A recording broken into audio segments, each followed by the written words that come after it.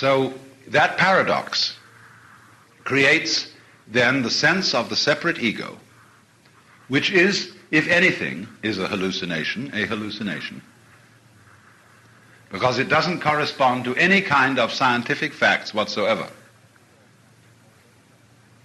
The separate organism, although separate, although having a clear outline and identity in that sense, and although every human character is unique and different from all others, nevertheless, every organism goes with its environment inseparably.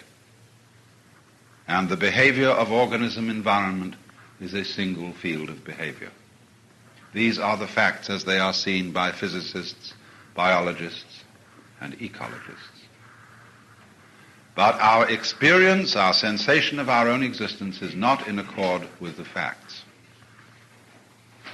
So what it seems necessary for us to do is not, as it were, to try to get rid of the sense of having a separate ego. You can't do that.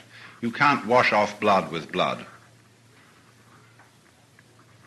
And if you try to get rid of it, you actually intensify the hallucination that it exists as a real thing. But the ego exists in the same way as the equator. That is to say, it is a social institution, an imaginary boundary, which has a certain convenience to it. But when you start mistaking social institutions for physical processes, you are under a hallucination. So then, could we possibly go to a state of consciousness in which, without giving up the spotlight, that is to say, the faculty for conscious attention, and for constructing symbolic worlds, by selection among our sense impressions, could we do that not sort of all by itself in a vacuum, but against the background of more generalized awareness? Because after all, every particular activity, every tracing out of details, as I pointed out yesterday, requires a background. So the background of ordinary attentive consciousness, looking at, is generalized awareness. And the more you become aware of generalized awareness, the more you realize that you and the external world, right out to the furthest known galaxies, are a single process. And so when this begins to appear, one moves into state number 4, which I have called sensory awareness. There is a Zen saying, when looking for the pillow in the dark, the mind is all in the hands.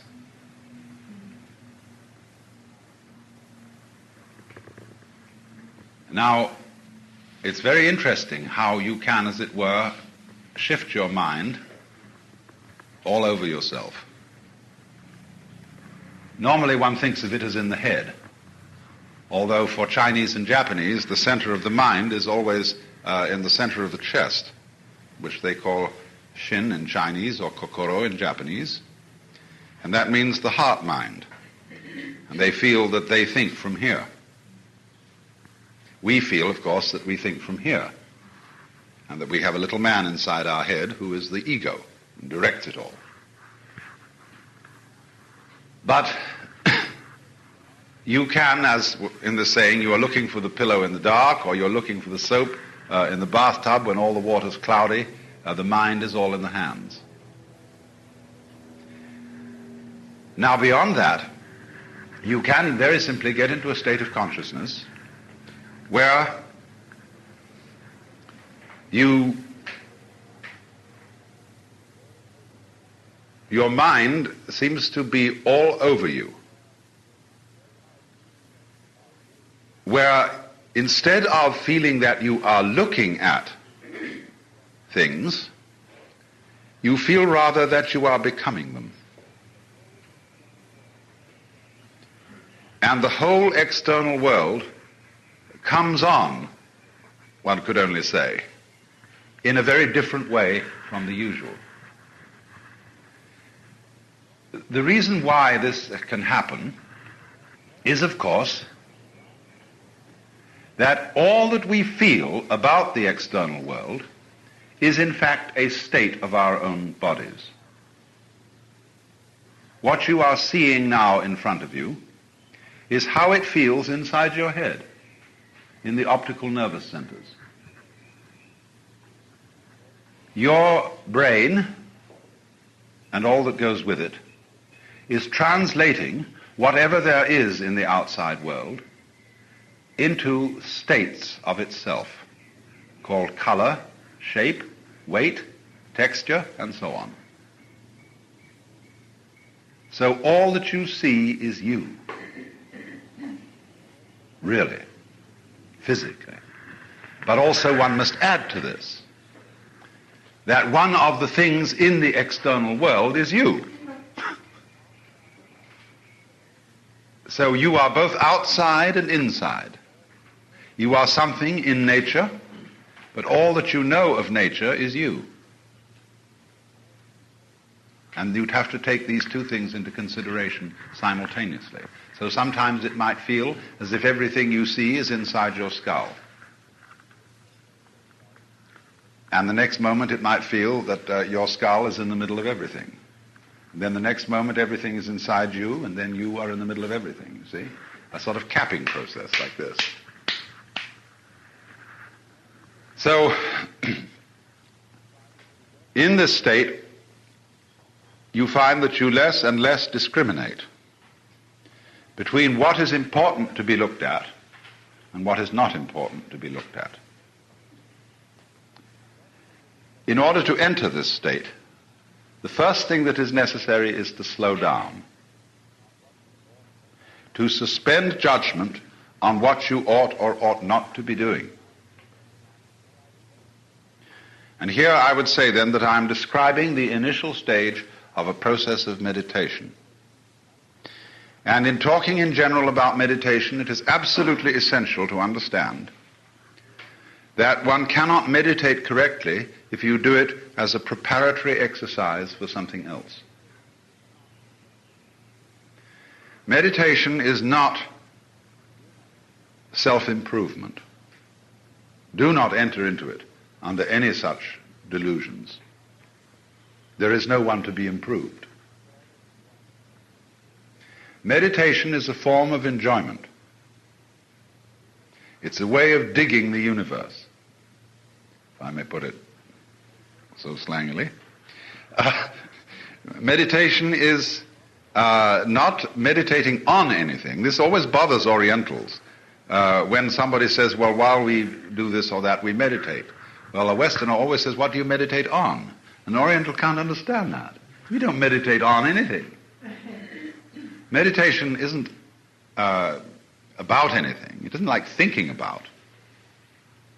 It's simply a clarification of consciousness, and can be about anything or nothing. And so to enter the state of mind, which is called jhana, which when translated into Japanese becomes Zen. Jhana is a yoga word. The first thing that's necessary is then to slow down and to abandon notions of what it is important to do and what it's not important to do. And instead of closing your eyes,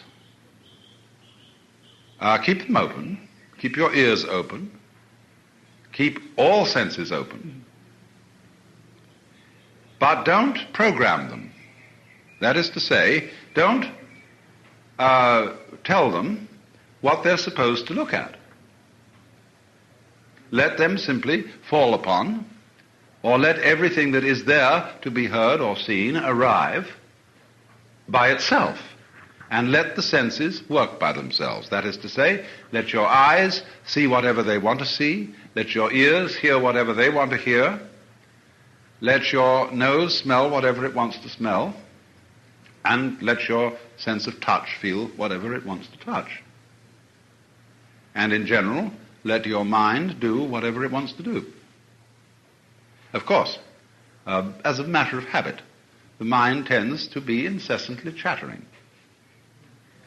Words set up constant circuits, and one's skull is full of voices. They're not always your voice. Your mother's voice, your father's voice, your Aunt Matilda's voice, your teacher's voice is still talking to you when you think.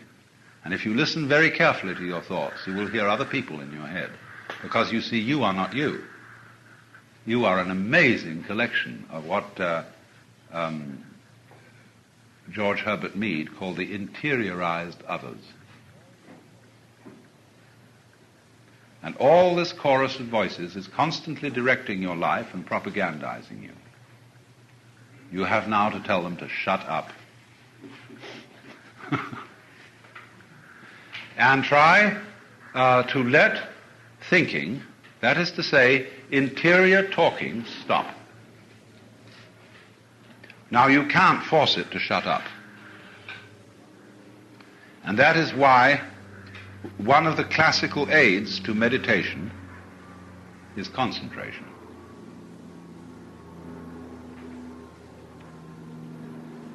To find something to focus the attention on so that the chattering will cease. And it should be something interesting.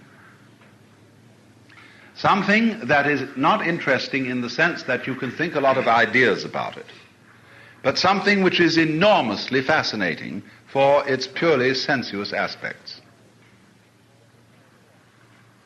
The female form is not too appropriate for this purpose, nor the male form for women, if they find that very fascinating, because it has so much social junk attached to it, so many associations. So one inclines to choose something like jewelry, or a crystal, or a flower, or a purely abstract play of light patterns, or something like that, as what is called a support for contemplation.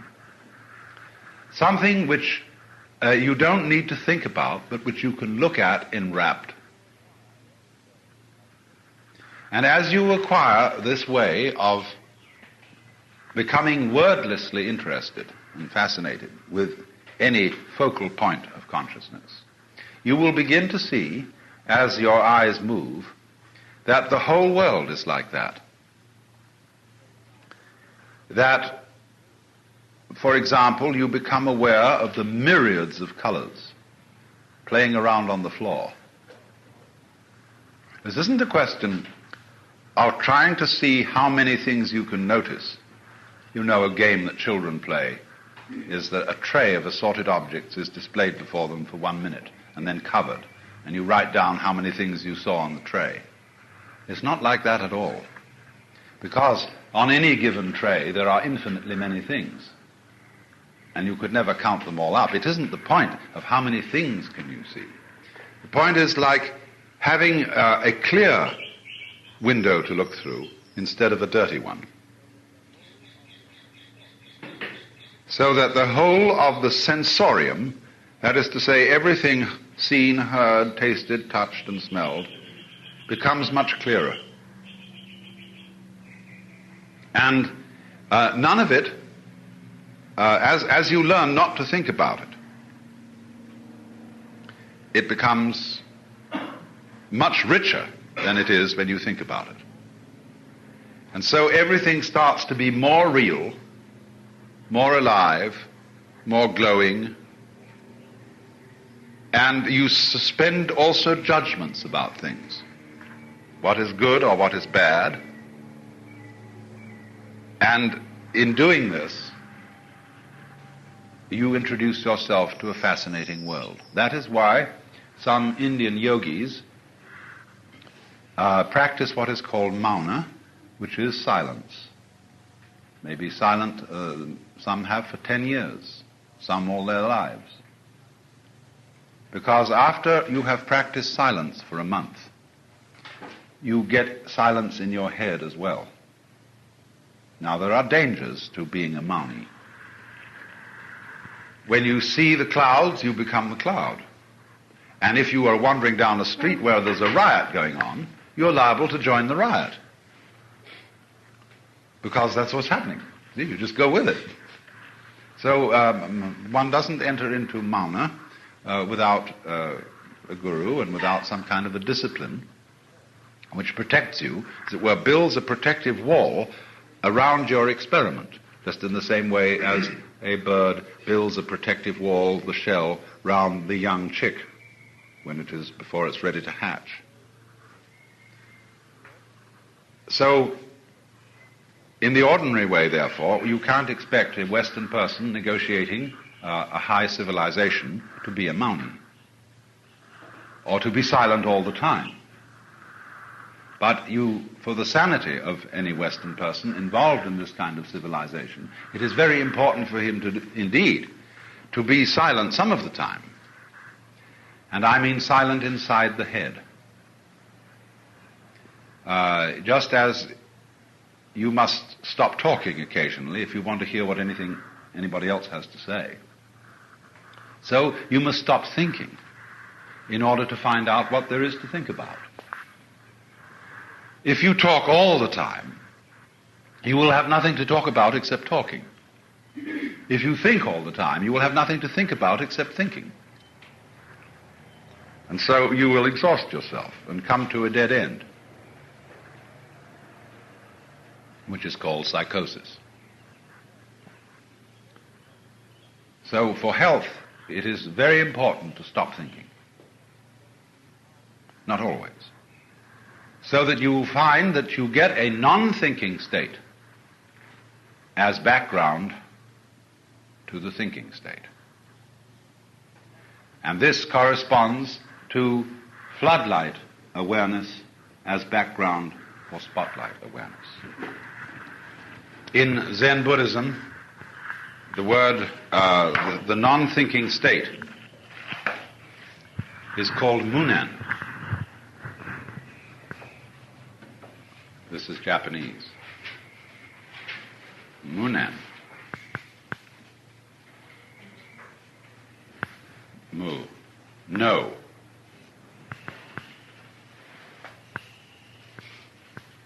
Nen. Thought. It means thought. And it also means blocking. Having a jerky mind. Let's call it that. So this state I'm describing is the state of munen, of no thought. But it doesn't mean a kind of anti-intellectual attitude. Hakuin, the 17th century master, writes in one of his poems, he uses the phrase, taking hold of the no-thought in the midst of thoughts. So that means having a mind that is in a way like a mirror. Zhuangzi, the Chinese Taoist, said, the perfect man employs his mind as a mirror. It grasps nothing, it refuses nothing. It receives but does not keep. And so the poem says, the wild geese do not intend to cast their reflection. The water has no mind to retain their image. So it is a mind that has no attachments. Now, attachment is a word that has associations in English which doesn't quite give the Buddhist feeling for the meaning of the word. But the slang term that we now use, a hang-up, is the right translation for attachment. When you say a person's all hung up, or he has a particular hang-up, that is the Buddhist meaning of attachment. It means a mental fixation, or an emotional fixation, on some particular pattern of life.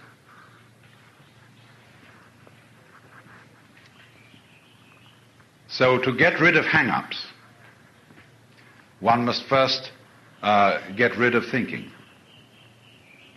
After you've got rid of it completely and have thereby revived the background, the mirror, as it were, the mirror mind, then you can go back to thinking, and you can think against the background perfectly comfortably and not get hung up on thinking.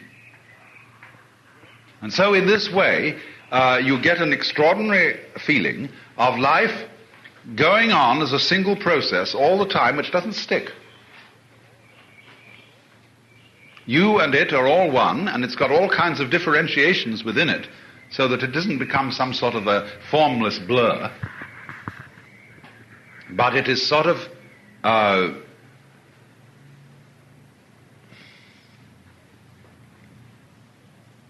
it flows like water. As water has all the patterns in it, the network of sunlight, the ripples, so on, so in the same way the world has all this, but it constantly flows because there are no hang-ups. So then the royal road to this state is giving up the sense of urgency, that you ought to do something. Something is required of you. And understand, for example, that looking at a rubber band on your fingers can be quite as important as anything else you can do. In other words, being here at this moment and listening to the sound of my voice without paying the slightest attention to what it means can be as important as anything there is in the universe. Why not? Is the tree outside important? It's beautiful. Is it worth looking at? Why, certainly. But it's not achieving any great mission in life. It's just being a tree. As Emerson said in his essay, I think, on compensation, these roses under my window are not concerned whether they are better than last year's roses or whether next year's roses will be better than they. There is simply the rose. It lives for today. And that's the point. When you learn the art of meditation in this way, you will see other people rushing around wildly like chickens with their heads cut off. And they think they're going somewhere. And they're completely deluded. They're there, and they don't know it. That's why they're rushing around so wildly. But you, by this means, can begin to learn that you're there, now. And that the extraordinary thing, as you see the world in this way, especially as you see people in this way, and from this point of view, you realize that people are valid natural processes. Just like trees and birds and clouds. Now, do you ever criticize a cloud for being badly shaped? Did you ever see patterns in foam make an aesthetic mistake?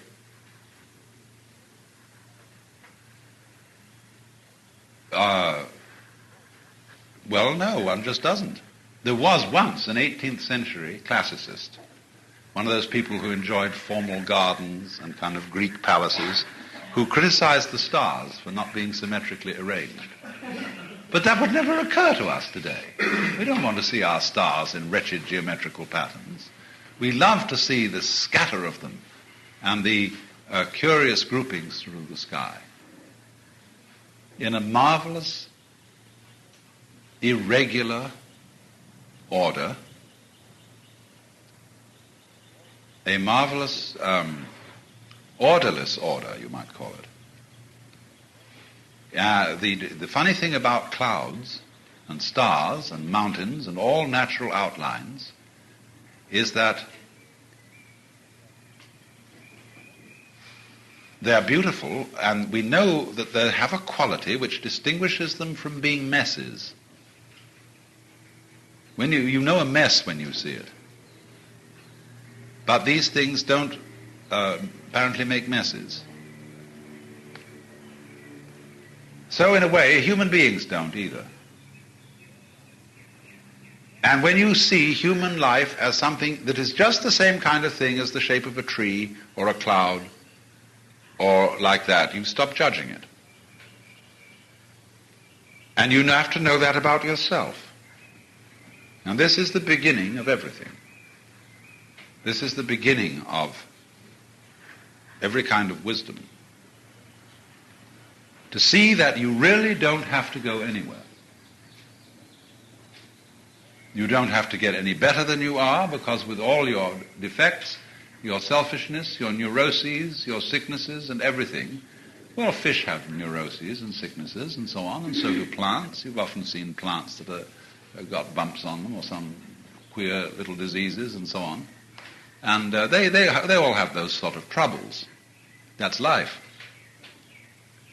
But when you realize that you are an authentic projection of the universe, just as you are at this moment, then there's nowhere to go, there's no need to do anything.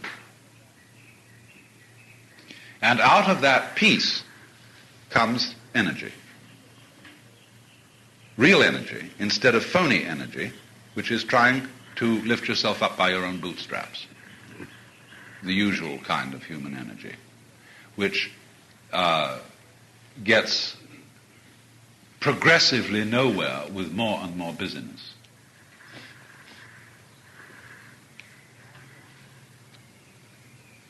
Now, beyond this state, there is going to follow another, which I have numbered 5. I called it cellular awareness.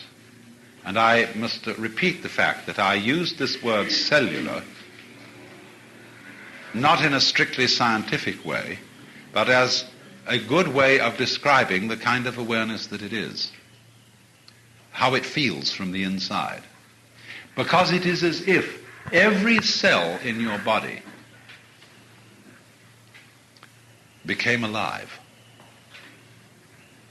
Now you know, your cells don't talk English.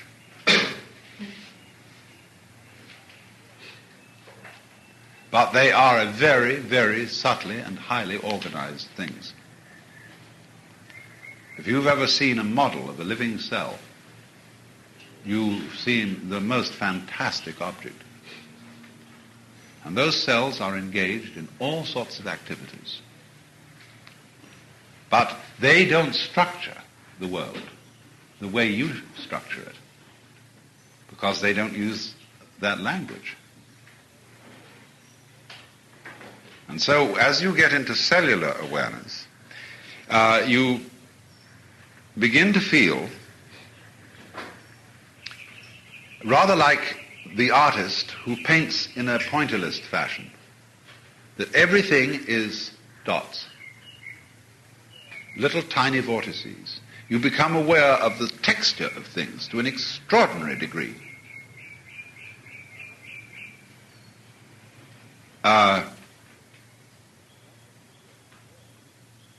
It's almost as if the world had been photographed through a screen which put into the senses a feeling of intense detail, as if every one of your nerve ends was now detected in sending its separate message to the brain. And so this makes the world look highly textured. There are no more such things as blank green or blank white or spaces. All space is rich. And that is what those painters are representing in doing spaces with dit of the brush like this.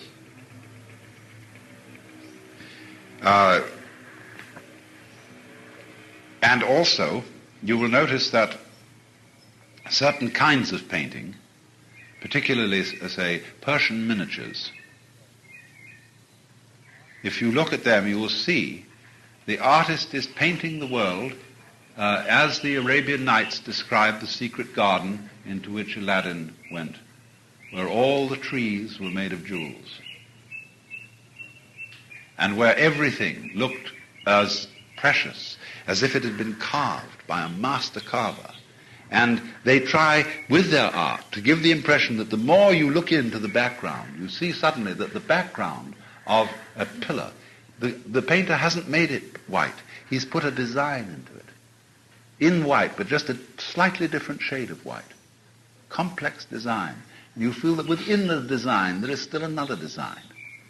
And that it has an infinitely carved, rich texture.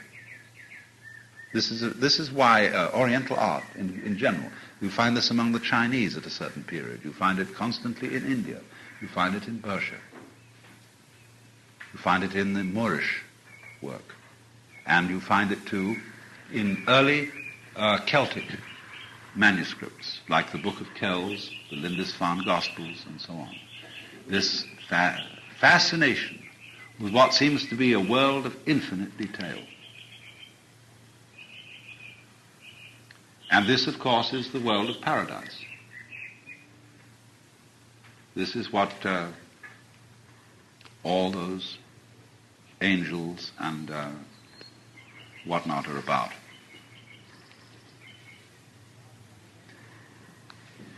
Now, from cellular consciousness, you can pass to what I would call, again symbolically, molecular consciousness. Not that you are going to be aware of molecules. No. But it is as if suddenly, this is the state which Buddhists, or part of the state which the Buddhists call suchness.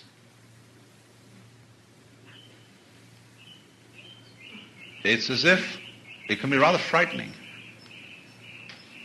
because everything becomes perfectly meaningless. People, everything that's going on is just jazz. Almost electronic jazz. It is a dancing process of energy. And you feel sort of lost in it. What's supposed to happen? I mean, what's it all about? It's just dancing energy. And you have to be careful here, because this is the danger point in the meditative process. Because here you can suddenly get the vision of hell. And the vision of hell is that this world is a monstrous mockery. That it is meaningless in the worst sense of that word. It is just a gyration, a pointless gyration of particles, or of wavicles, or of whatever, which is tormenting itself. It keeps itself going on with a certain kind of hope in order that it may eventually destroy things. And then you see the horror of biology as the mutual eating society. What a ghastly conception it all is. And everything is phony. People say they're people, but they're not. They're just robots. Everything is made of plastic or enamel tin. Everything is just buzz. That's a danger, you see here. But if this happens to you, and you get the feeling that everything is pointless, everything is just mechanical buzz, what you do is what an Arab does in a sandstorm. He knows there is no possibility of conquering the sandstorm. So he kneels down, sort of in a fetal position, and takes his wool burnous and covers himself completely and waits until the storm is over. If he gets covered by sand, it is usually porous enough to admit some air for breathing. Or in the same way as an ocean liner in a typhoon, they just turn off the engines and drift. It's the only thing to do. So in the same way, if you ever get into this particular kind of psychic horrors, drift. Just let it be, and it will resolve itself.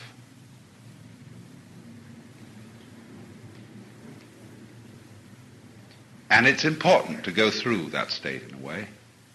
Important to realize that you don't know anything. You don't know what it's all about. You don't understand the universe. It's all incomprehensible. Words and systems were just a way of whistling in the dark. We all whistled in the dark together and agreed that we had the same whistle, and that was great, but we really don't know anything.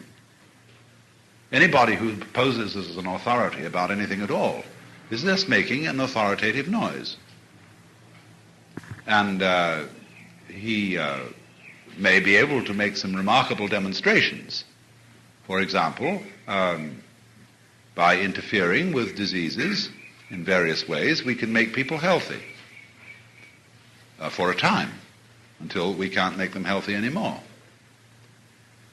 This may be a good thing. It may not be a good thing.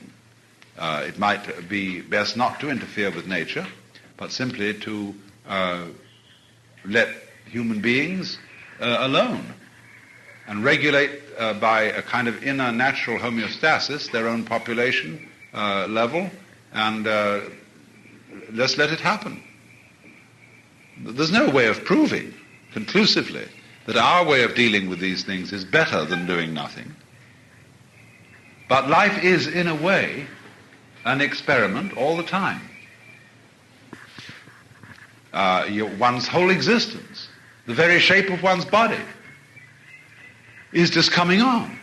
You see? You've got to come on somehow. And so one way is this. We all come on together looking like each other and having certain common characteristics. Well, look at a snake's skin. Every scale is rather like the other, and it's all coming on together. So you suddenly see that there is no particular reason why you should be this way rather than that everybody is putting on a good show, a big act. And if you're not ready for that, if you're not educated to the point where you can understand that situation, you may get very nervous. And you say, well, everybody always wants to know, what am I supposed to do? See, this is a common question. What am I supposed to do? How am I supposed to feel? I want an authority. I want someone to convince me that the way I'm doing it's the right way. But don't you realize, whenever you accept authority, you accept it on your authority.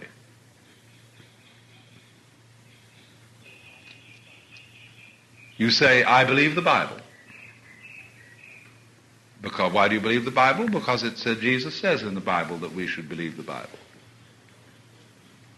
Yeah, but it's your opinion that is an opinion to be accepted. It's on your own authority. You create the power of your own teacher. And you create the power of your own government. That's the saying, the people gets what government it deserves. And if you don't like it and you don't overthrow it, well, then that's your problem. But always, you see, authority springs from you. So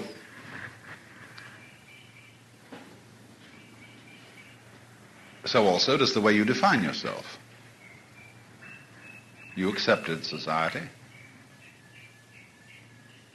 and its suggestions, always rather tacitly, but you did. So here, in this amazing moment of seeing the world as a big act, as a big buzz, as jazz, doing this, it's all vibration.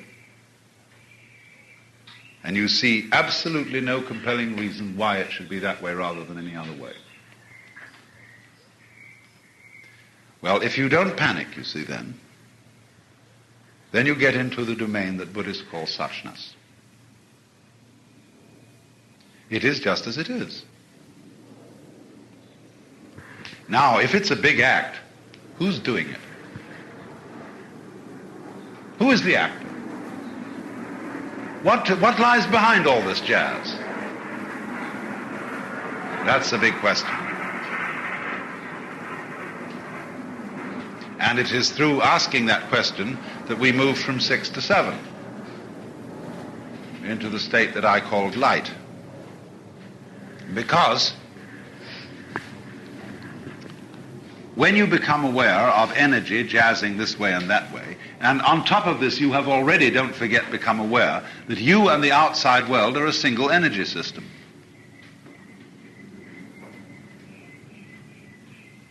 Then what is it?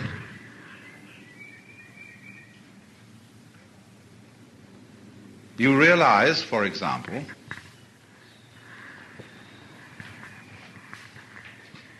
I do not exist as I at all, unless there's something else that's other. And that immediately is the clue to the fact that self and other are polar. They go together. Well, how do they go together? All right, put it the other way around. What would you do if you were God? If you were the works, in other words. If you were this whole capacity for patterning energy, what would you do? Well, you'd first of all have to draw the line somewhere and then proceed. You'd have to make a difference. Because if something doesn't make a difference, it doesn't matter, does it? So if you want to make matter, you've got to make a difference. Well, if you take that along and you try all the amazing differences that can be tried, and you differentiate this from that and so on and so forth, among all the possibilities of being God, you will eventually arrive at what you're doing now. Till you be just this sort of circumstance. Because this will be one of the infinitely many things to do, with certain restrictions on you, which of course you have tacitly originated, because you wouldn't know where you were without them.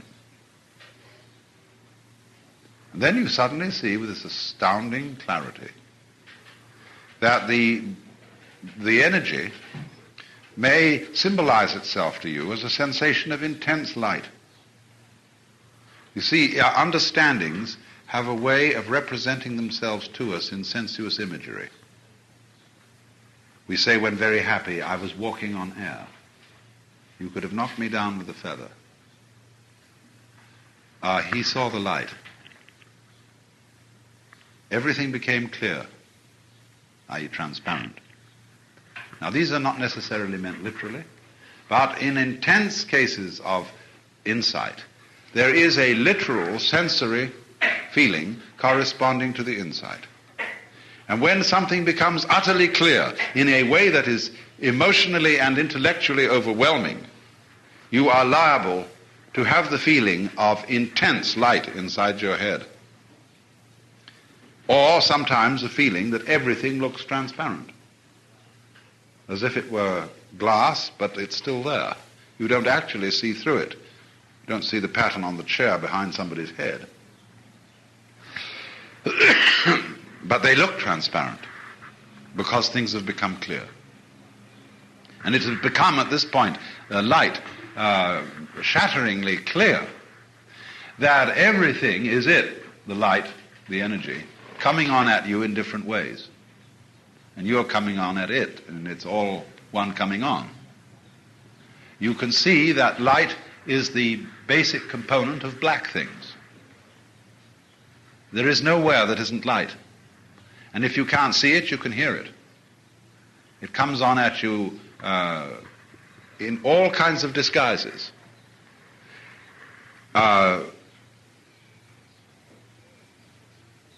So here you see it's tabling. Here it's handing. Here it's revolving. It's dancing all sorts of patterns. And you're it.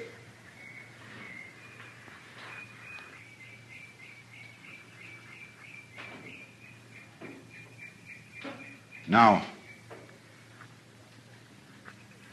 as I said, this may clothe itself, this comprehension, in the sensation of vivid light as being the ultimate component of the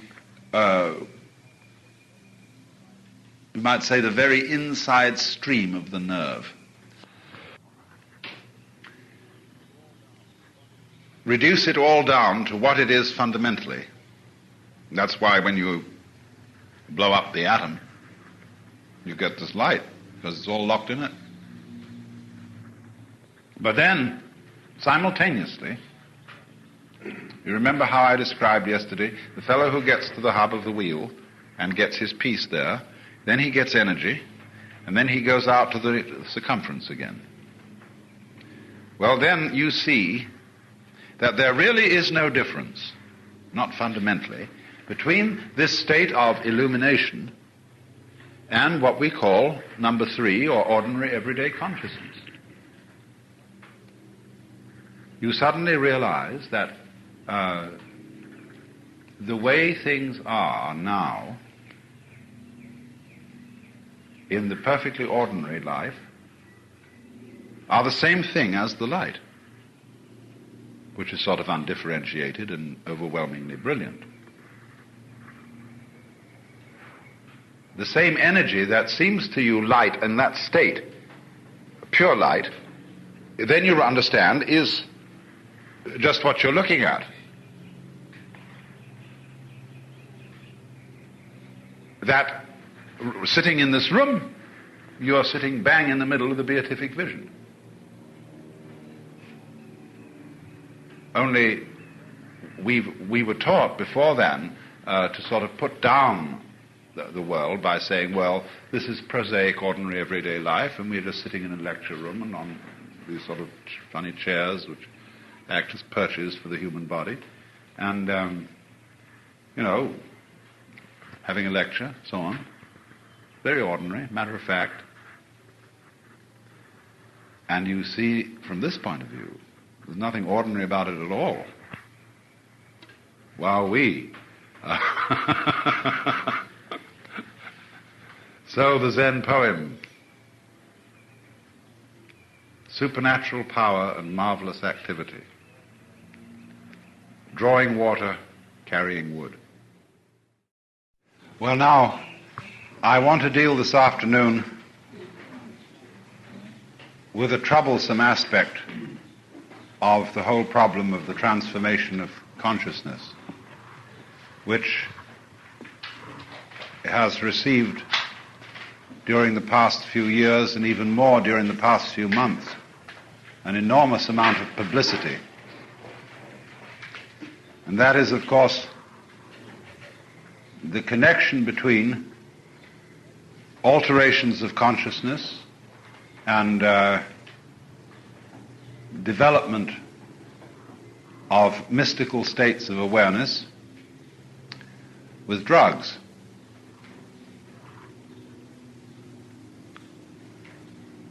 And the first thing we have to do in considering a question of this kind is to clean up our semantics. First of all, I want to say a little bit about artificial and natural. Because there are certain contexts in which the word natural means good and artificial means bad. And for the life of me, I cannot get to the bottom of this. Because nothing is more artificial than the distinction between the artificial and the natural. A bird's nest is as artificial as a house. So is a bee's nest. Everything done by artifice is artificial, I suppose. And yet, if you look, as the Chinese do, at art as a work of nature, you wonder what all this means.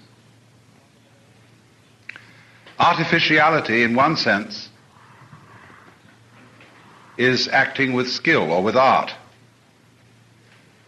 It means in Latin, official is from the root facere, to make, ars, artis, artifact, what is made by art. So a sculpture a painting. In fact, anything well and skillfully made is an artifact or a work of art. It doesn't have to be fine arts. It can be a shoe, a dress, a cooking pot, anything. In fact, our museums are stocked with the everyday objects of the ancients, which we consider works of art. I don't know whether in the future they will stock museums with aluminum saucepans and things like that. It remains to be seen. But then artificial also has a secondary sense of something that looks too much as if it were a work of art. What we call affected, studied, or contrived. When you get what looks like a drinking glass made of glass, and you suddenly find out it's made of plastic, you get a feeling of the artificial in its second sense. Something pretending to be what it isn't. Something that lacks what you expected, the cool, heavy quality of a glass. And suddenly it's featherweight and has no substance to it. Or when a person behaves in an artificial way, you feel they are awkward about it. They're putting it on. And what they are putting on at you is entirely different from what they feel underneath. Then you say their behavior is contrived or artificial. And I suppose we can use the word artificial this way to mean, to have a kind of a bad sense. So then there arises the troublesome question, is there any difference between natural and artificial ways of attaining transformations of consciousness which lead you to great insights and understandings? And this is, of course, comparable to the problem of travel. It's natural to walk. You're endowed with legs. Is it unnatural to ride a horse, to take a carriage, to drive an automobile, to take a jet plane? Is that artificial? Or is it an extension of human capacity in the same way as a bird's nest? That's a very difficult question to decide. If you've time, of course, it's fun to drive to the East Coast. Practically no one bothers to walk. Nowadays, that would be very abnormal. But of course, if you drive, or even take a bicycle, you do see the country. And you're aware of the great transition that you're making from one coast to another. But you sure can't swim to Tokyo. If you're going to go there at all, you require at least the artificiality of a boat. And the Pacific is a big, big, empty bunch of water. And one bit's as much like another unless you land at an island. So you may as well take the plane. And there you are in 13 hours. What a difference from the day when they drifted across by the currents, took sailing boats. Well, you could say when they got there, they really knew they were there. Nowadays, traveling by jet is simply like going inside an elevator. You get the same, whereas the elevator, if it goes too fast, goes down from the 10th floor to the 1st, and you feel your stomach has been left on the 10th. Traveling by jet, you're apt to feel that your psyche hasn't caught up with you. It left it back in New York, and here you are out in La Jolla, and the time's all different, and it's earlier in the day than practically when you started. And you feel sort of disarranged. But all the same, would it be reasonable to argue that you ought not to travel by jet planes? That you should leave and proceed in a proper, slow manner? Of course, the people who can't afford to travel by jet will tell you so. That their way is obviously more natural than yours, and that you're cheating when you take the jet. You're a wretched capitalist or something. But you see, this is an eternal debate. It goes on and on and on, and it's a kind of one-upmanship. The real question is, of course, if you take a jet plane to the Orient, What are you going to do when you get there? That's the real question. Are you going to go to all the best European-style or American-style hotels and visit Japan as if you were inside a glass case? That would be pretty artificial, because after all, you could just sit home and see color movies, for all that goes. And I do take people to Japan on and off, and some of them like to get mixed up in the life of the country, but some of them absolutely want to be wrapped in cellophane and hygienized. They can't stand the idea of eating Japanese food. A Japanese bathtub is deplorable. As for a Japanese toilet, it is unspeakable, because they're so rigid and unadaptable that they won't learn new ways of doing things.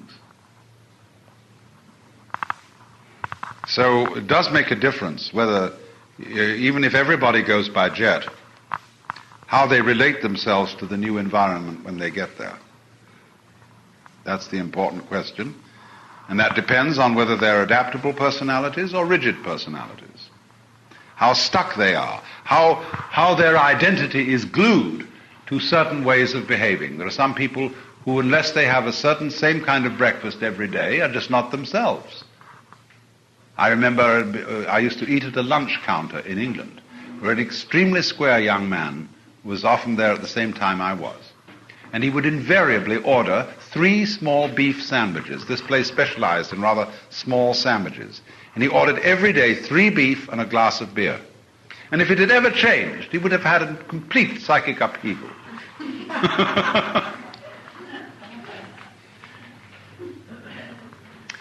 Well, now, the question of the jet plane, and is to say the technical means of arriving somewhere, is in a way parallel to the question, will you travel in these states of consciousness by...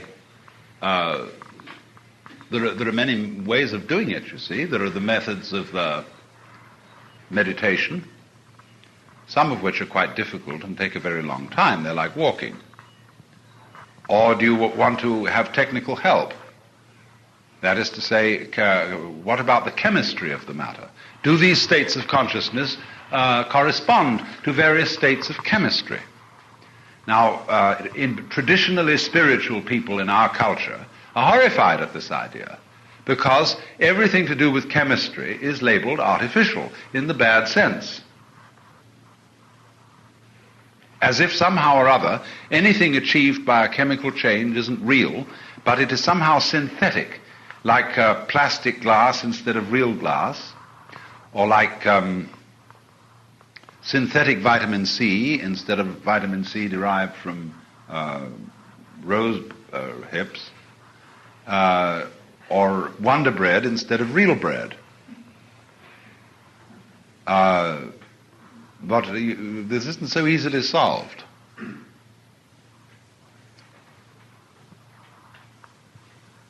The word drug, to begin with, is an alarm word, except in certain contexts. Nobody's alarmed when they see the notice drugstore. That's folksy and natural and belongs as part of our life. Pharmacy is a little more threatening, actually. But drugstore, it's okay. But when you say about somebody, he takes drugs, ooh, wowee, that's pretty dreadful. That sounds, it's got the idea of drug equal dope. And as everybody knows, a dope fiend is a character with circles under his eyes who lies around all day in a kind of stupor, experiencing inner fantasies and bliss, probably sexual, and all sorts of weird things going on. And he is in a frightful state where he depends on taking more and more of the stuff, and he gets increasingly dependent on it. And, oh my, that's terrible. Of course, some of one's best friends are alcoholics. That's a little different being in status from being a dope fiend. Although an alcoholic, of course, can lie around and do nothing for hours and hours and just drink and get more and more dependent on it and have to drink more and more in order to keep going. And when he gets to feel guilty about it, he has to drink more in order to stop his sense of guilt hurting. Because he finds out he can't stop, so he has to go on. But there's some kind of a status symbol in being alcoholic. It goes with the culture, and it's a mildly approved sin. People can boast about alcohol, how much they can drink, what fun it was, the drunk we had the other night, and you can get away with it. The Chinese and the Japanese have absolutely no sense of guilt whatsoever in connection with imbibing alcohol. They are known among people who use other chemicals as juicers. And they are amazing. You will see a party of Japanese businessmen going down a street at night, all with their arms around each other's necks and swaying across the street and singing. And nobody bothers. They're quite harmless. They're not going to fight anybody. The police don't care. There they are. Everybody says, it's all right, they're happy. The great Chinese poets are full of references to the joys of getting gloriously drunk and then writing poetry. There was one famous Zen monk who used to get very drunk, and then he'd soak his hair in sumi ink and splosh it all over a piece of paper. And then he'd wash it out and look at this thing that he had done, and he would do a Rorschach blot on it until this thing became a landscape. Then all he'd have to do was to touch his brush to certain points, and whoops, this magnificent landscape would appear. But he had to get to just the right degree of drunkenness to let go and slosh this paper with his inky hair. I was one day talking with a Zen priest who's a student of mine several years ago, and he said, I had a letter from my teacher this morning. Oh, I said, that's interesting. How is he? Oh, he's fine, but he said, he very drunk, he drink too much. I said, this is your teacher, your Zen teacher? He said, yes, my Zen teacher. He said, he live in mountain, we're very cold. Only way to keep warm, drink sake. And so nobody has any feeling about it, that it's bad. But it is a drug, and it is a narcotic, in the strict sense of the word, of one that in quantity will induce narcosis or torpor, even sleep. So you see, the word drug, though, isn't normally applied to alcohol. If somebody says, the doctor says to a patient, are you taking any drugs at this time? The patient thinks, let's see, penicillin, or whatever, sleeping pills, barbiturates, so on. And says, no, I'm not taking any drugs. Forgot to mention alcohol, because that doesn't count. It's not recognized as a drug. So you see how loaded the word drug is? So if we want to keep our conversation clean, we don't use it. It has too many double takes and funny associations. We say instead chemical. Nice neutral word. So you see then, there are states of consciousness that correspond to chemistry.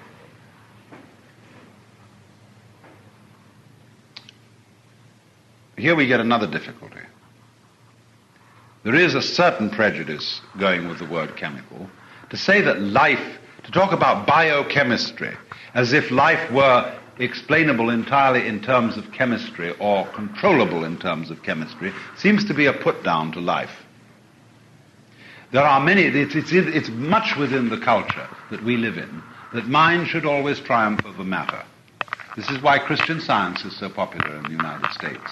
And all kinds of so-called metaphysical things, divine science, religious science, etc., etc., etc., all concentrate over, think positively and all will be well.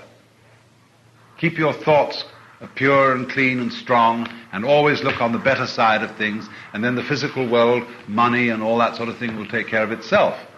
And if it doesn't, well, be happy just the same. Mind over matter. This is a great thing in America. But it's impossible to practice because one is also material. If you could perfectly practice mind over matter, of course you should abstain from eating and not be dependent on this murdering business that we all have to do in order to stay alive. You should certainly renounce aspirin. You shouldn't take vitamins. They're chemicals and, in a sense, drugs. Coffee, tea, all that's very wicked. And, of course, don't drink wine. When Italian people are asked to specify what they spend on liquor, food, etc., they always list the wine under food. Liquor means strong drink, because they consider wine as healthy, normal, everyday drink that everybody naturally has, and the French would think of it the same way. You see how culturally relative these ideas are, depending on what you're used to and how you're used to classifying things. But you see, chemistry, the chemistry of things, is simply a certain way of describing what happens. You can describe anything from a chemical point of view. In other words, you take an oil painting by a great master, and there is a chemical description of it possible. A musical composition can be described in terms of the physics of sound and accurately measured in those terms. But the only thing is that the language of chemistry is rather clumsy when you're trying to explain what the artist was attempting to convey through his painting. And the language of the physics of sound is rather clumsy when you're trying to explain the intentions of Mozart. And from some points of view also, the language of biochemistry is clumsy when you're attempting to discuss the nature of various intellectual or spiritual insights. But nevertheless, there is a chemical aspect to all spiritual things, just as for every photograph, whether it be a photograph of a great saint or a striptease artist in the newspaper, there is at the basis of all of them that grid, which is necessary for reproducing a photograph at all.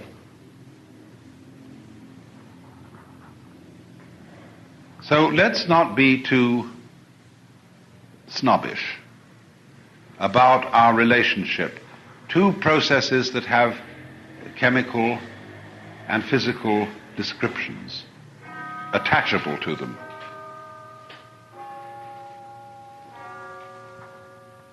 Even the Catholic Church admits there are such things as sacraments, and that through the physical agency of water, a person may be given the grace of baptism, and through the physical agencies of bread and wine, he may partake of the body and blood of Christ,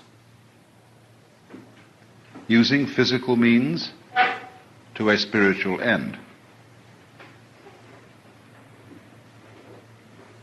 And I always detect in people who want to make mind entirely superior to matter, and matter completely subordinate to mind, a certain kind of spiritual pride, which in Christianity is the most insufferable of sins. G.K. Chesterton used to recommend as a spiritual exercise putting your head on the ground and looking between your legs so that you could see everything as if it were hanging from the earth. Everything dependent on the earth. Dependent means in Latin hanging down, hanging from. And this is a good point of view.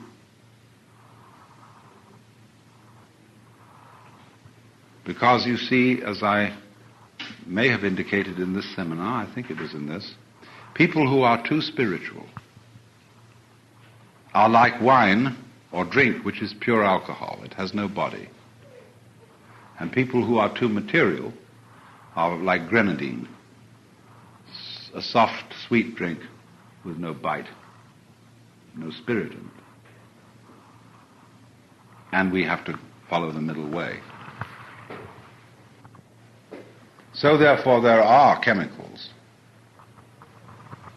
which bring about changes of consciousness, which can be, in my opinion, aids to the meditation process. I remember a Chinese Taoist philosopher once said to me, when you start meditating, you should have a few drinks. It will increase your progress by about 6 months. That's a Taoist attitude, and it's a very Chinese attitude. That may be true for Chinese people. I don't like to work that way myself.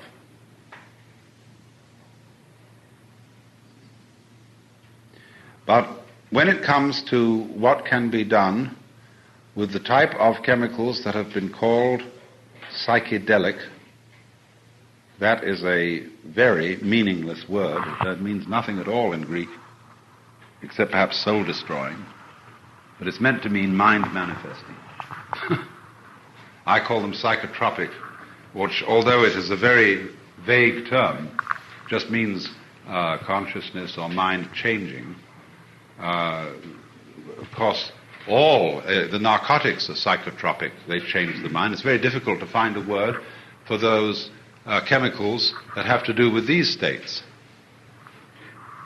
But there are, in a way, these certain ones to be considered. And we can say they are roughly fall into 3 types. There's the cannabis, or Indian hemp. There is mescaline.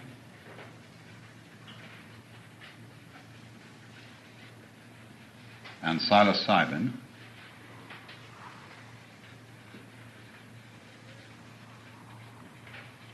And there is LSD. These are the principal ones that are under discussion today. And over here, of course, you see, in this domain, we have alcohol, opiates, and I suppose barbiturates.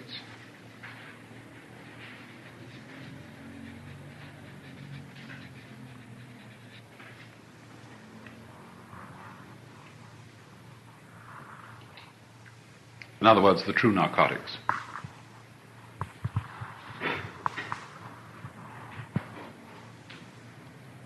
Well, now, in the use of any of these substances, there are 3 factors to be considered, or what is called more strictly 3 variables. One is the chemical itself. 2 is the setting in which it is used, the surrounding circumstances, both physical and social. And 3, the set. And the set means the attitude and character of the person using them, his background, what he brings to it. And because there are 3 variables, it's impossible to say of any one of these chemicals that they are specific in what they do.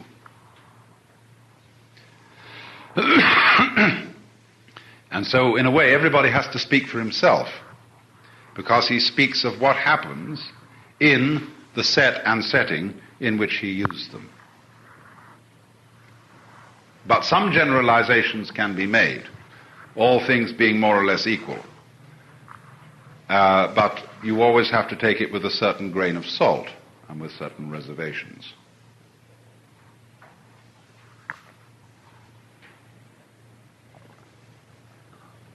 So what we're talking about then is the alteration of consciousness, which these things will do pretty much of themselves, and then over and above that, what they will do given the optimal set and setting. Now, from my point of view, I do not know, and nobody really knows, whether any of these chemicals are specifically therapeutic.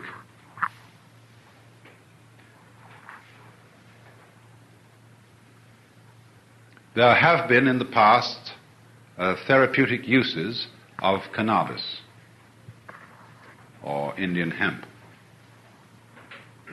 I looked at a British Materia Medica dated 1918, and there were all sorts of ways in which this was then prescribed.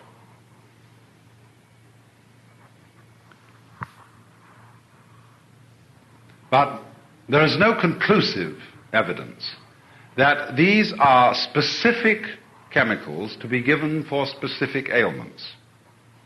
And normally you see when a physician prescribes a drug or a chemical of any kind, he feels that he is only justified in introducing the subject into the human system for purposes of healing a specific disease, with the exception perhaps of vitamins, which he feels are health builders and could as a matter of course be taken as dietary supplements.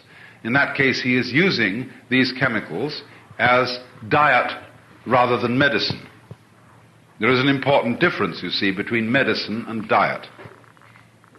Medicine is for a specific occasion, diet for a regular occasion.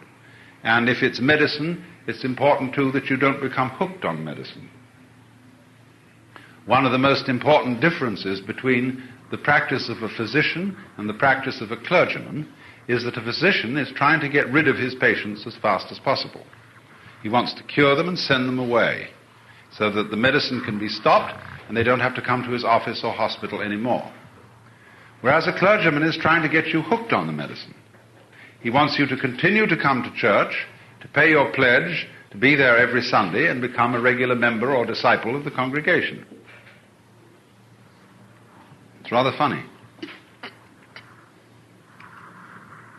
So, many, many centuries ago, the physician and the priest were the same person. They had an argument at one point, and they split, because the physicians became more and more empirical in their approach, and the priests became more scholastic. The difference between a scholastic and an empiricist is that the scholastic knows everything that's written in the book, and he takes his idea of truth from the books. And so if there's a very ancient and venerable book, like the Bible, or the Vedas, or the Confucian classics, the scholastic looks for all truth in their pages. He does not look outside for just the same reason that the theologians would not look through Galileo's telescope, because they said, well, if it agrees with what is in the Bible, we don't need to look through it. If it doesn't agree with what's in the Bible, it must be the work of the devil. But increasingly, physicians began to take an empirical point of view, which was opposed to the scholastic and the theological. And therefore, priest and physician could not be the same person. But this has had unfortunate results in that it has impoverished both professions. If somebody is seriously disturbed in mind today, and he goes to a clergyman, the clergyman will immediately send him to a psychiatrist. Because no clergyman today feels, except perhaps a few Catholic priests, that he has the power to cast out demons. When did you last hear of somebody being exorcised? So, in other words, most clergy do not believe in their religion. They don't have any sense that they possess any true power anymore. And so instead they send you to some psychiatrist. Now, this is not true by any means of all psychiatrists, but as I find it is true of most psychiatrists, and especially those who are the residents and permanent staff of mental hospitals. The moment a patient there begins to talk about religion, they know he's crazy. because religion, from the point of view of the philosophy of science at the end of the 19th century, which was the birth time of psychoanalysis and of a great deal of modern psychiatry, it was the fashion then to regard all religious beliefs as purely superstitious, and that philosophy has carried down to the present day. There are some awkward alliances between psychiatrists and clergymen, and there is a thing called pastoral psychology or pastoral psychotherapy. There are psychiatrists teaching in theological schools, but the arrangement between them is unhappy, or has been, because especially when you say, well, a lot of people's troubles are due to their sexual repressions, if you take a Freudian standpoint about that, well, the church can't agree with you, because the church is a sexual regulation society above all else. Whatever otherwise it pretends, sexual irregularity is about the only thing you can get kicked out of the church for.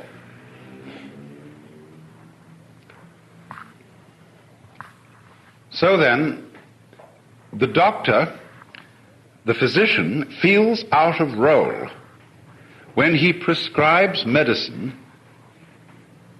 there being no disease. He doesn't like to do that. In the same way, the doctor is shoved out of role when a patient is certainly dying and nothing will help. He is not allowed by his ethic to administer some painless death pill to the patient. But instead, it's much worse than that. He often feels obliged to keep the patient alive as long as possible in a state of suspended animation on the ends of all sorts of tubes, feeling very uncomfortable and miserable,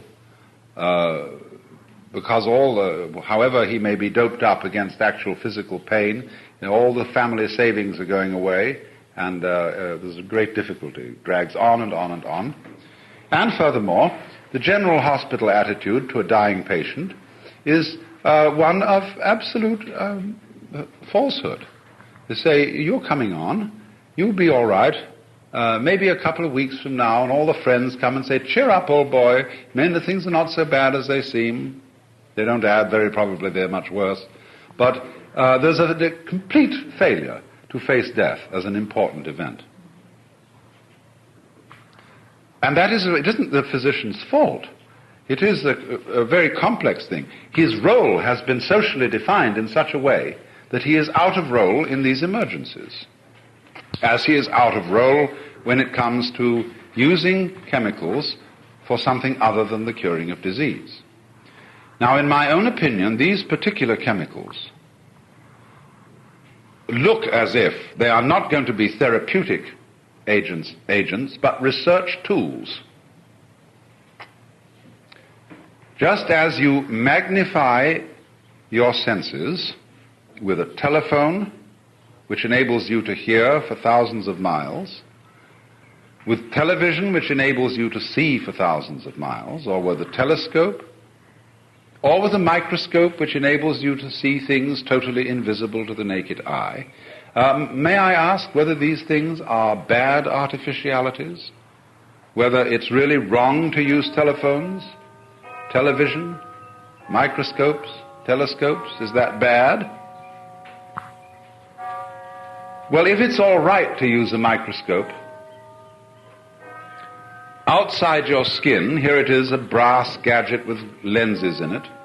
It's all right if it's outside your skin. Couldn't it be all right to use an instrument inside your skin, which would do a kind of magnification process from within the nervous system, provided that this does not seriously damage you? I suppose you can ruin your eyesight by using microscopes. But if it's not damaging, and if you handle it expertly, anybody can have fun looking through a microscope and see all the little things go wiggle, wiggle, and of course see the jazz go by. But if you happen to have biological or chemical knowledge, then a microscope is an extremely useful tool, as is the telescope to an astronomer, or to a navigator. So I regard these substances as instruments for investigation of the nature of consciousness, which require careful use, because like all things that take you into unfamiliar realms, all exploring is dangerous. It's dangerous to explore outer space.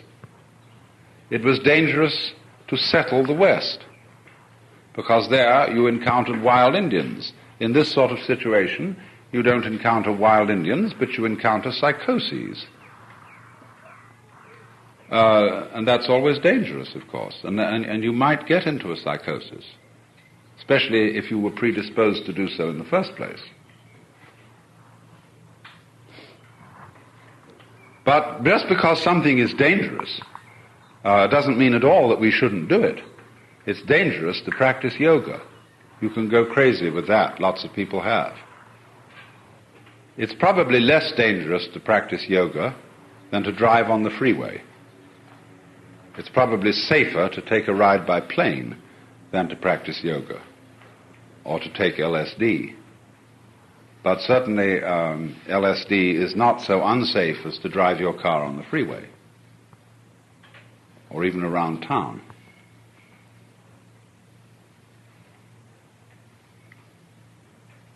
So, assuming the responsible use of these substances, really things can be done with them.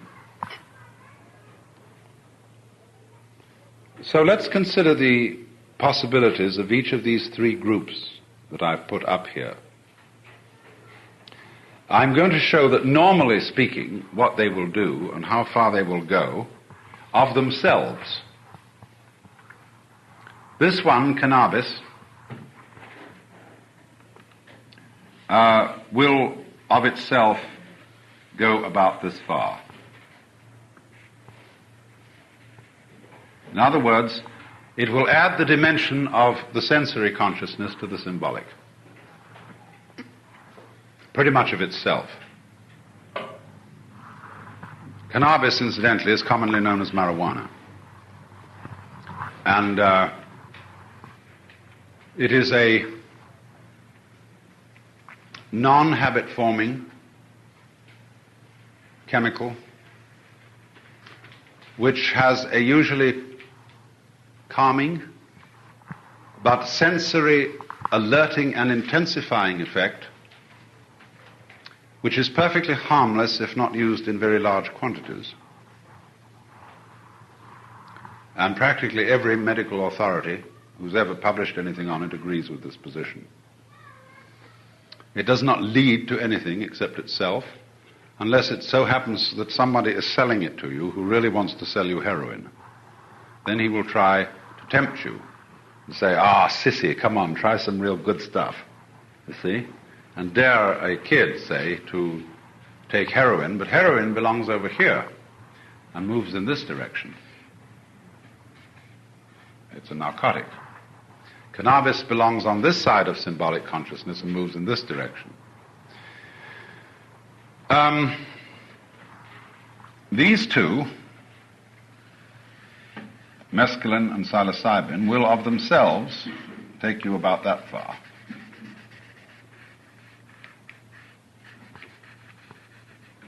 Into what I described in this morning's session in various characteristics of what I call the cellular consciousness.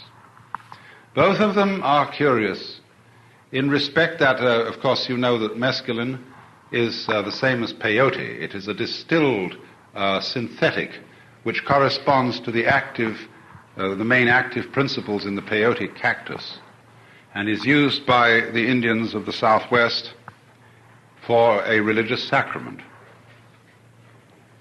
That is the Native American Church, which is a Christian Indian church, which has a very good reputation as a kind of a law-abiding, pleasant people. The characteristic symptomatology of both these substances. This, incidentally, psilocybin is also from the southwest. That is a synthetic of the active principle of certain mushrooms that are to be found principally in the state of Oaxaca, but actually along the whole west coast of America as far north as Vancouver. The mushroom psilocybe mexicana, Haim, is the principal one so used. And likewise here again, this mushroom, which is called teocanatl, or the flesh of God, is taken for religious purposes in a sacramental way. Both of these, as I would say, have a general atmosphere about them which is rather earthy. They go extraordinarily well with the vegetative world. They bring to life one's vision of nature and water and plants and sky in an extraordinary way. On the other hand, LSD has a more, I can only call it electronic feel about it. I don't know why. But the possibility of LSD by itself is to get to about here.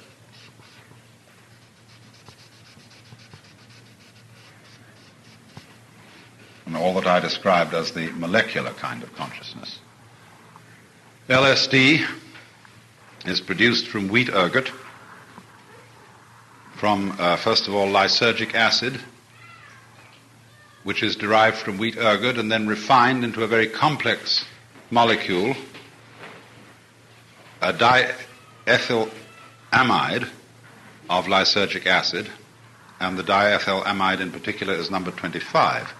So it's LSD 25 is the normal correct initials for it. The peculiarity of this substance is what a lot will be done by a little. It is given in microgram doses. Now, a microgram is a millionth, isn't it? A millionth of a gram? Thousandth. And a milligram is a thousandth of a gram. A millionth of a gram. And that you can't see. Vitamin B12 is also given in micrograms. And as little as 75 or even 50 micrograms will produce the characteristic effects of LSD in most human subjects. 100 will certainly do it. I would say any dosage over 200 involves risks. And so when irresponsible experimentation involves people vying with each other as to how much they've taken, and they start to go up towards 1,000, they're being just plain stupid. I mean, it's like sitting around on a great drunk and betting on whether you could demolish a whole quart of whiskey in an hour. Well, what a ridiculous thing to do. I mean, that's like trying to land a jet aircraft on the freeway. It's just stupid. And so one always feels that in the use of these things that they have the same sort of dangers that high-powered things of any kind have, rifles or automobiles or planes, and therefore that the use of them should be licensed. The question is, we don't know quite how to license them because we don't know who is really qualified to decide. And this is one of the most problematic things of the whole of our technological advance. Who is to decide? Because you see, to be a qualified expert on any of these subjects, it isn't enough to be a psychiatrist alone. It isn't enough to be a psychopharmacologist, that is to say, one who specifically studies the biochemistry or the neurology of these substances. The psychiatrist should also have some knowledge of religion, of sociology, of mythology, of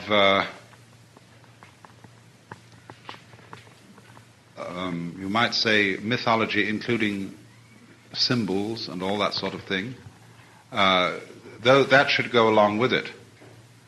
And you see, we don't yet train a class of person who has all these disciplines at his disposal. And so every trained class of person who belongs in a particular category, minister, psychiatrist, pharmacologist, all feel at a bit of a disadvantage and therefore reluctant to assume responsibility for this kind of investigation. But you see, the trouble is one of those things you can't get out of. Somebody has got to assume responsibility for it because it's happening. All these things are being used, and nothing is going to stop their use. You can't prohibit LSD, at least you can write it down in the books that it is prohibited, and you can tell the police to stop it. But why? The police are harassed enough with enough jobs as it is. Why send them on a task considerably more difficult than looking for needles in a haystack? LSD can be disguised so as to appear like almost anything. It can be made into gum for envelopes. It can be disguised as Kleenex, or blotting paper, or peanut butter, or honey, or just anything you choose. And so it is it's so minute, it is tasteless, it has no odor. So there is no way whatsoever of concealing this. It is the perfect secret weapon. It is the perfect elixir, you know, the thing that is the mystery. And therefore it can induce fantastic paranoia.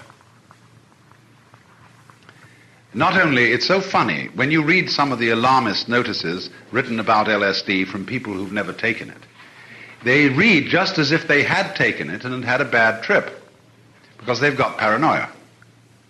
They see it on all sides, everywhere, this menace creeping in the marmalade, you know, in the drinking water. You know, just drop a pound of it in the local reservoir and the whole town's turned on. So, like the general in Dr. Strangelove, who was objecting to the communist plot to put fluoride into the water and destroy our natural juices, similar personalities are terrified that there's a big communist plot of something or other to circulate LSD to undermine the youth of America and make them all peaceable so that they won't fight.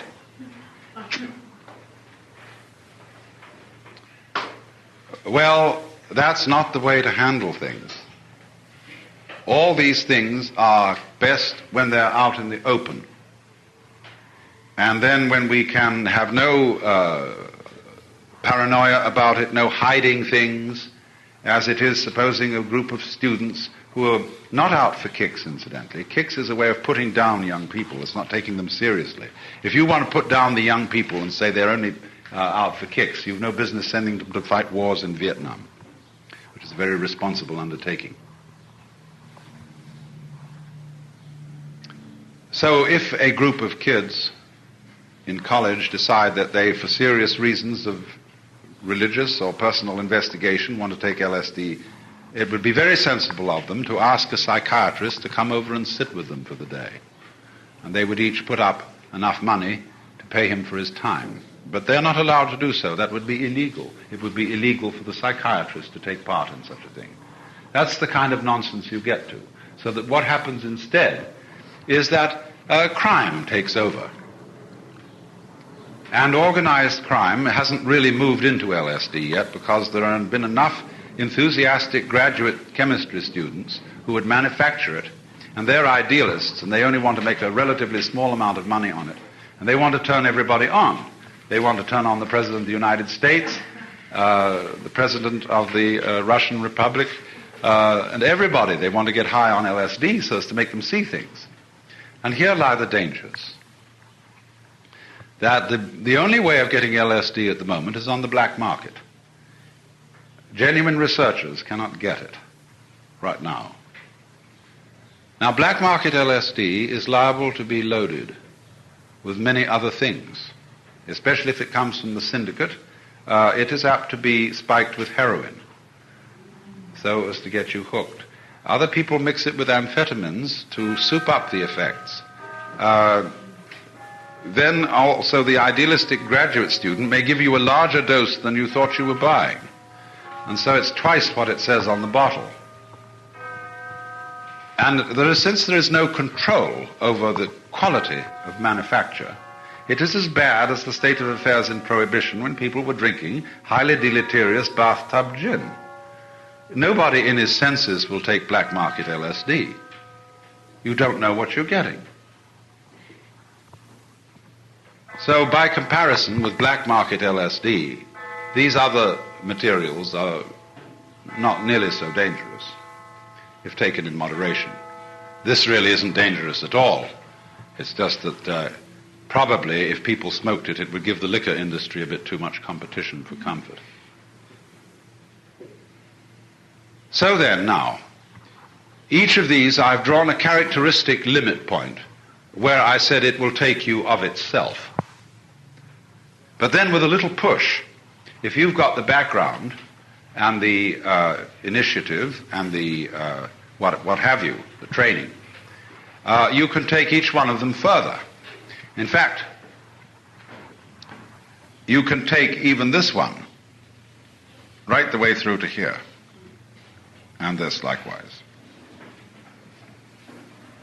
But you see there's a corresponding effort, or whatever you want to call it, involved in each case. And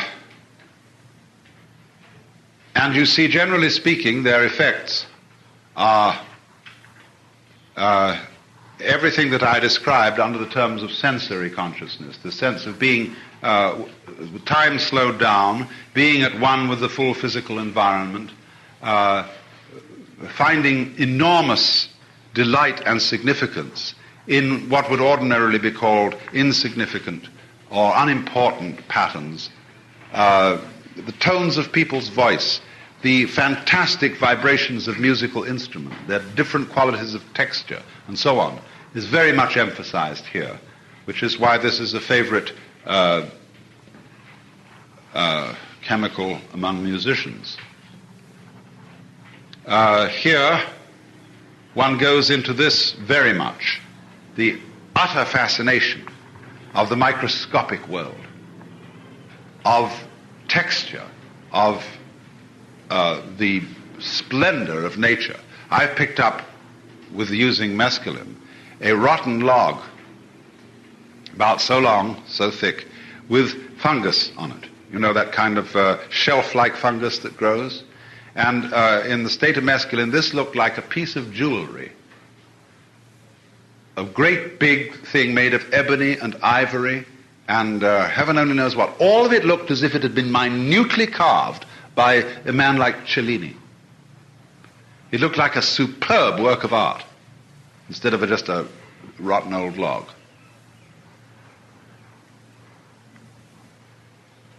With LSD, the same initial sort of effects, but with it is apt to go, for a while, a kind of a strange sensory jazz. Walls start to breathe, to waver, ripple.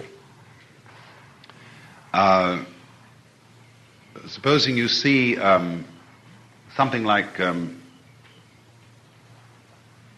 well, let's take a sea urchin's shell. You can look at it and all the nipples on it start to wiggle. Not only to your eyes, but also to your sense of touch. Meanwhile, the shell breathes in and out with the nipples wiggling on it. And you wonder now, what's the reason for that? Is this a hallucination? What's going on? You know it's obviously the effect of the chemical. But I begin to wonder about this because I try to establish why they wiggle, and I find if I hold my eyes quite still on a certain point, they stop wiggling.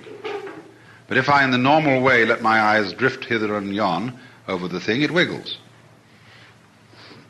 So I begin to think, well, after all, my eyes are gelatinous, and my brain is a pretty gooey mass of stuff.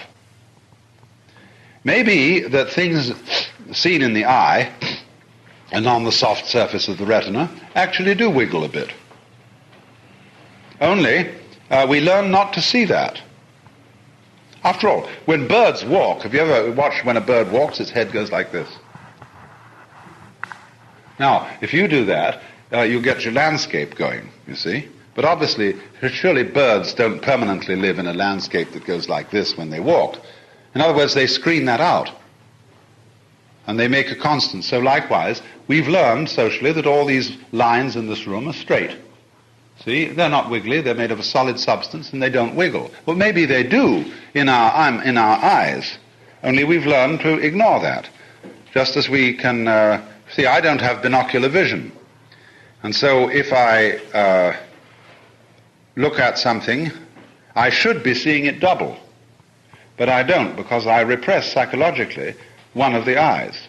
I can be either. But I simply repress that information so that I see like anybody else. So these changes are rather strange. And not only do colors become intensely vivid, but sounds boom through you. And then you get to a point where you can see light in terms of sound, in terms of shape. All the senses seem to be one sense, fundamentally. A kind of fundamental sense of touch. But you touch light with your eyes, you touch sound with your ears, you touch wood with your fingers, you touch gas with your nose, and you touch taste essences with your tongue. But it's all one touch. And then, beyond that, you get into something else. When the sensory jazz wears off, the effect seems to go to deeper levels of one's mind. And I would say, for me, the most startling property of all these three chemicals, in their varying ways, is that they substitute for either or thinking and feeling both and. That is to say, they facilitate polar feeling and thinking. You see, according to Gestalt psychology, our normal attentive consciousness is captured by the figure rather than the background, by the moving rather than the stationary. Enclosed figures with clear outline against the background win your attention in such a way that you see the figure and ignore the background. If on an empty blackboard I draw this figure and say to an audience, what is it? Most people will say it is a circle, it is a ball, it is a disc. Very few people will suggest that I've drawn a hole in a wall. You see, because attention goes here. But you realize, obviously, you couldn't see the figure without any background. Now, you find you can reverse attention between figure and ground fairly easily. You see this either as a ball or as a hole in a wall, but it's difficult to see it as both. In the same way, you know that figure of two faces in profile, which are about to kiss each other. And they are a black silhouette. But the area between the profiles forms a white chalice. Now, it's very difficult to see simultaneously kissing faces and white chalice. You tend to see one or the other because the two images are incompatible.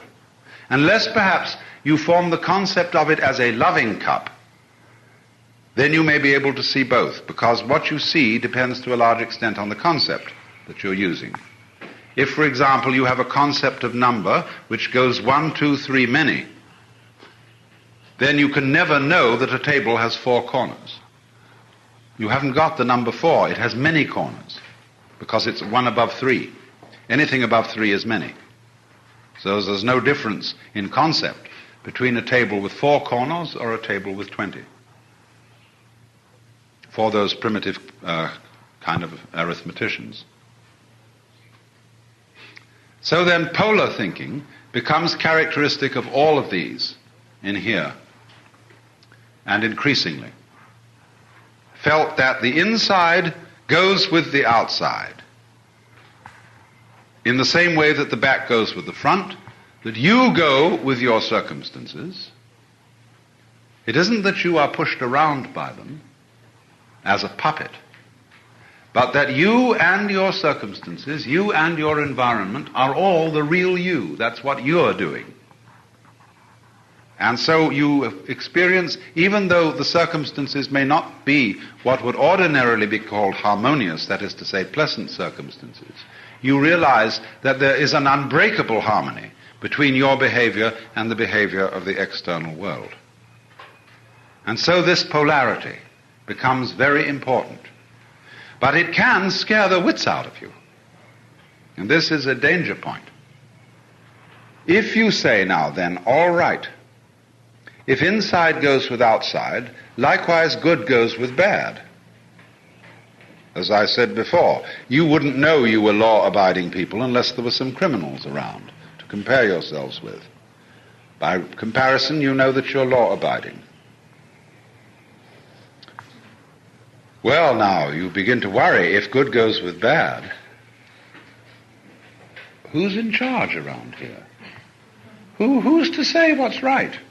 If, after all, everything works out in the end, if anything goes. And therefore you can start to get worried.